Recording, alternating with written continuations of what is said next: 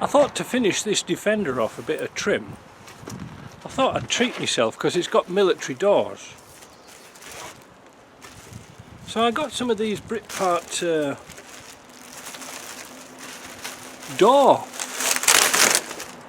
covers, cards. They're quite nicely made, but there is an issue. Look at that, it's a really nice moulding, you know, and it's already pre-trimmed so they fit these doors, but there's a little bit of a problem. They don't come with a fitting kit. No big deal. MudUK ones do come with a fitting kit, which is handy, but these don't. And I don't know if you can see here, if I hold it up to the light, you see there's a series of holes in here. Well, they're for putting like cargo nets on. Well, there wasn't any cargo nets. And when you looked at the MudUK ones, they came with nice black plastic caps to cover over the screws. Well, these didn't. But what do they fit like and what do they look like? Let me have a look and show you down here. They don't look bad at all. In fact, they look quite sexy. Sort of a lot better than those cardboard templates, cardboard covers, and nothing at all. But they are a bit tricky to fit because you really need to take the top of the door off to do it. But I think they look quite smart. And I've noticed there's a provision here to put a stopper for the window, for the interior lights. So that's going to be a bonus. Yeah. I also picked up some Britpart rubber mats. Well, they were all right on the driver's side, but on the passenger side it's a different matter. And we'll come to that later. But I've taken off the door. I should have lifted up the door completely. That'll make it easier. The window, I'll take that off completely.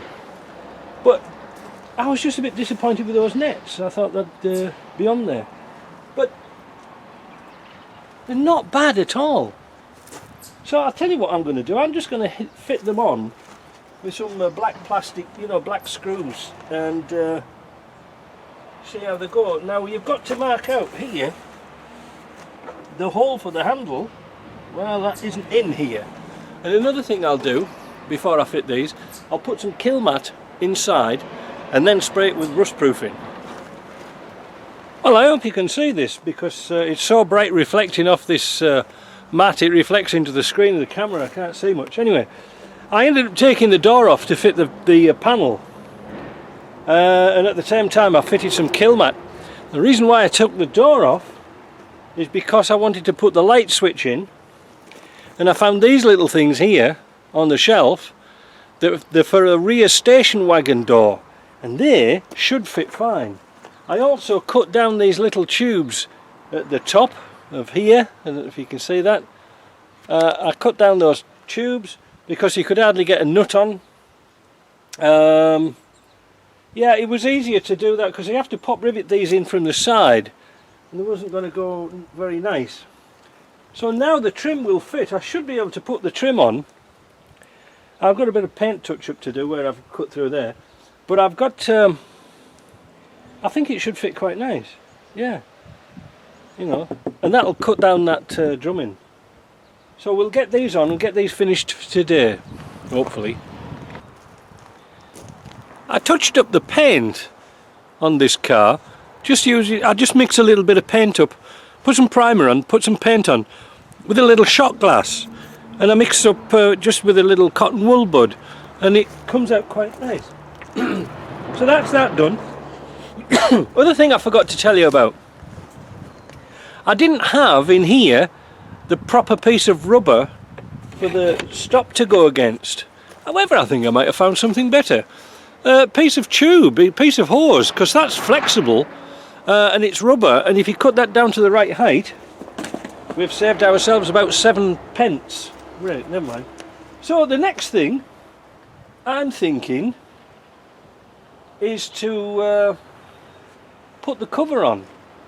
Or should I put the door on and test here and see if it's going to work?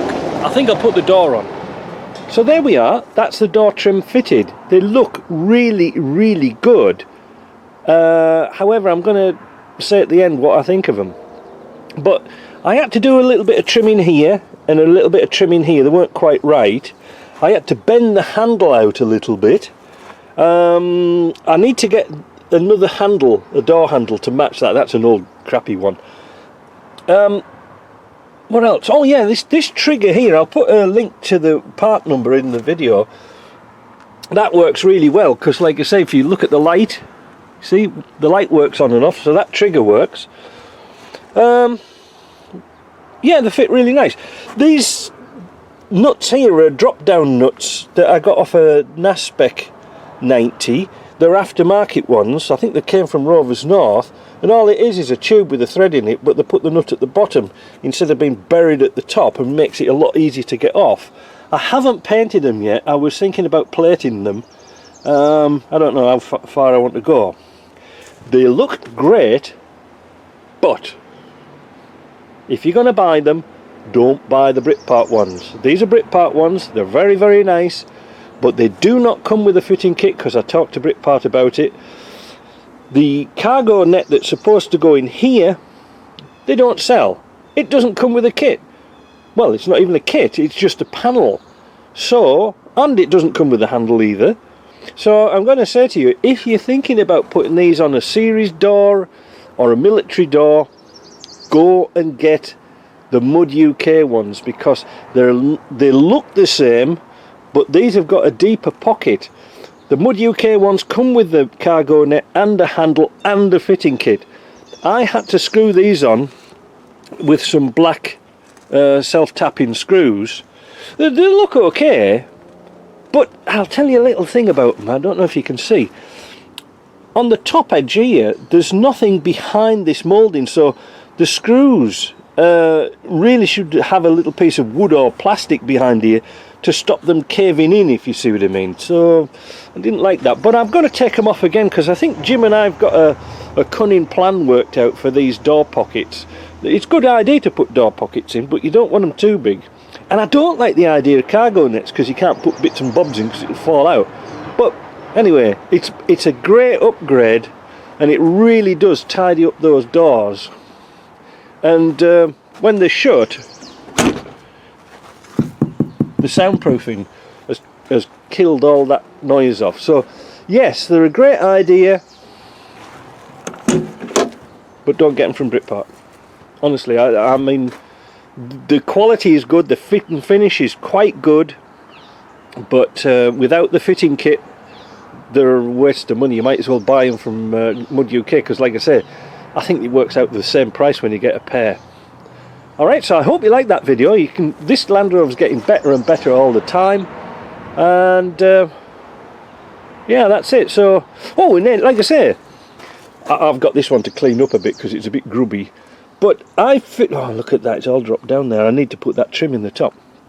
But these footwell drop-in insulation parts are from a TD5. Now, if anybody's out in Europe and got one for the other side, I'd like to know, because although you can get them from England, from, you know, like right-hand drive ones,